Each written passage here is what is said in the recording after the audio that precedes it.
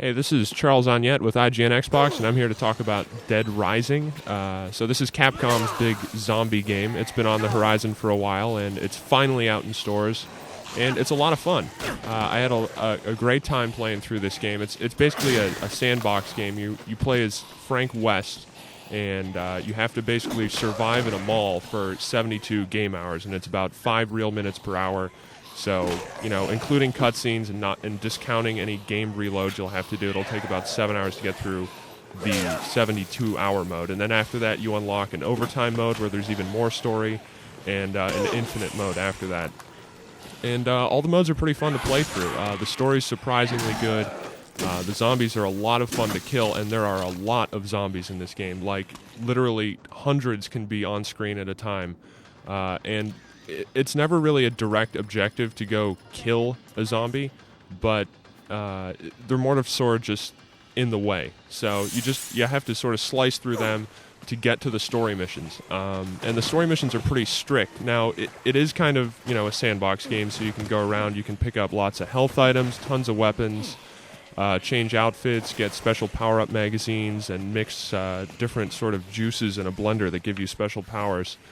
But most of the 72-hour mode is focused on going through these story missions, and they all happen at very specific times over the course of these 3 days. And you pretty much have to pay attention to, very strict attention to when they're happening, because if you miss one, you can't really pick up the story again, and you'll probably just want to reload your game after that. So in that sense, you don't have all that much free time to go around and check everything out, and that's sort of made it's even more difficult to see everything the first time through, just because of the save system. There's only one slot to save your game, so every time you save, whether it's in the safe room, in the security room, or any of the mall bathrooms, it's going to overwrite the same slot. So there's no real going back and reloading a past game to try something out. You can only reload that one game. So if you happen to save at a spot where you either don't have the right items to fight a boss, or you're low on health, or you're just running out of time, you pretty much have to reload the entire game, which kind of sucks at times. Luckily, Frank's personal progress, meaning not the story progress, just his level progress, like he gets new moves, he gets more life, he gets bigger inventory space as he levels up by getting prestige points, which are called PP, and those can be gained from either killing zombies and mostly through doing side quests by rescuing NPCs all over the scattered all over the mall. And that progress is saved independently of the actual story progress. So even if you have to quit out of the story mode, and you can save and exit, which cancels your story progress basically, but it'll keep your statistics for Frank, so that you start the story mode over with all these augmented abilities, making it easier to move through. And so Dead Rising is definitely a game that you need to play through multiple times to really see everything. And, that's not really such a bad thing. It's a lot of fun to do. The first time you get through, you're definitely going to want to charge through again just to see what's there. There are a few problems with the actual gameplay itself. I had some issues with the NPC AI. A lot of the side quests, you have to rescue them. And in order to rescue them, you have to bring them back to the security room, which means you need to get them to follow you to go back to the safe zone. The NPCs are pretty stupid. I don't know why, but they'll stop in the middle of the mall and start fighting zombies when you're screaming at them to follow you. And most of the time they get their faces eaten or something like that. And, then you don't get your save bonus, which is pretty substantial.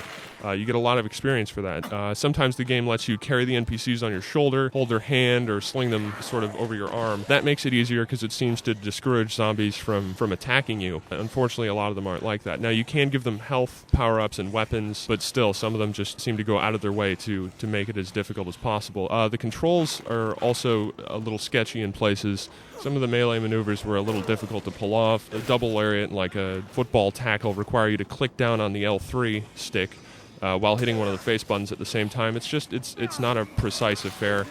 And also, when you're fighting a lot of the bosses tend to move around a lot faster than the zombies do, and sort of precision movements and attacks are difficult to pull off with Frank. Graphically, the game looks really good. It's really sharp.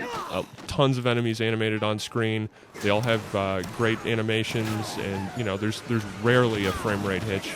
The sound's even better. Just really crisp, And somehow, even though it's zombie brain splattering all over the place, they're accurate.